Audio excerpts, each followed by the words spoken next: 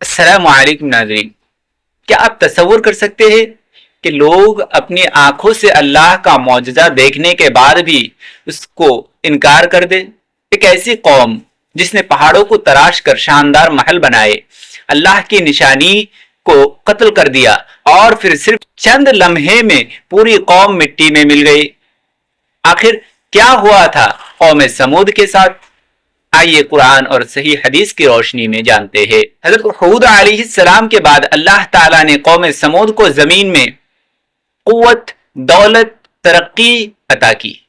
یہ لوگ حجر کے علاقے میں رہتے تھے اور پہاڑوں کو تراش کر مضبوط گھر بناتے تھے۔ اللہ نے انہیں ہر طرح کی نعمتیں دی، لیکن دھیرے دھیرے وہ شرک اور بت پرستی میں مبتلا ہو گئے۔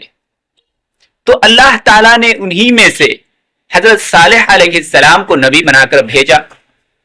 حضرت صالح علیہ السلام نے فرمایا، اے میرے قوم، صرف اللہ کی عبادت کرو، اس کے سوا تمہارا کوئی معبود نہیں۔ لیکن قوم کے سرداروں نے تکبر کیا اور کہا، کیا تم چاہتے ہو کہ اپنے باپ دادا کے معبودوں کو چھوڑ دے؟ قوم نے حضرت صالح علیہ السلام سے کہا، اگر تم اللہ کے سچے نبی ہو تو کوئی نشانی دکھاؤ۔ اللہ تعالیٰ نے ان کے لیے ایک عظیم معجزہ ظاہر کیا۔ ناقات اللہ، اللہ کی اونٹنی کے نام سے ذکر کیا ہے۔ حضرت صالح علیہ السلام نے فرمایا، یہ اللہ کی اونٹنی ہے، اسے تکلیف مت دینا، اس کے لیے پانی پینے کا ایک دن ہے اور تمہارے لیے ایک دن۔ یہ اللہ کی طرف سے کھلی نشانی تھی۔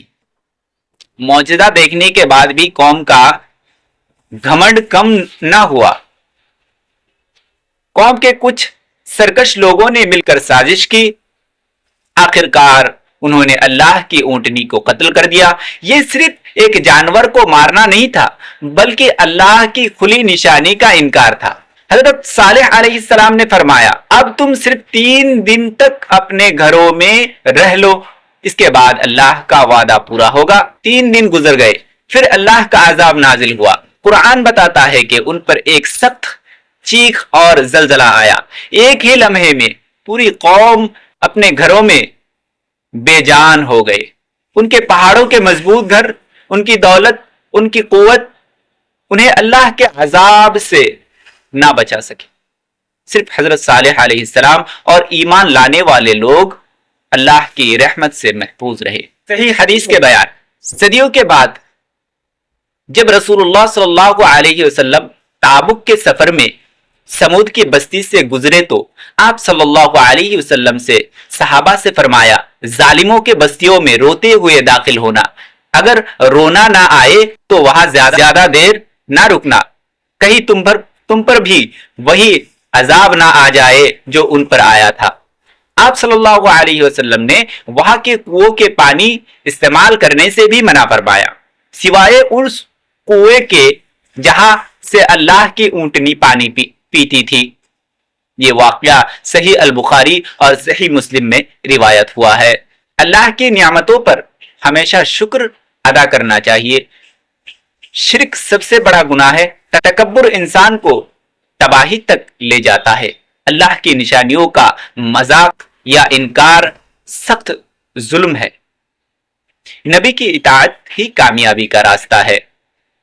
دنیا کی قوت اللہ کے عذاب کے سامنے کچھ بھی نہیں۔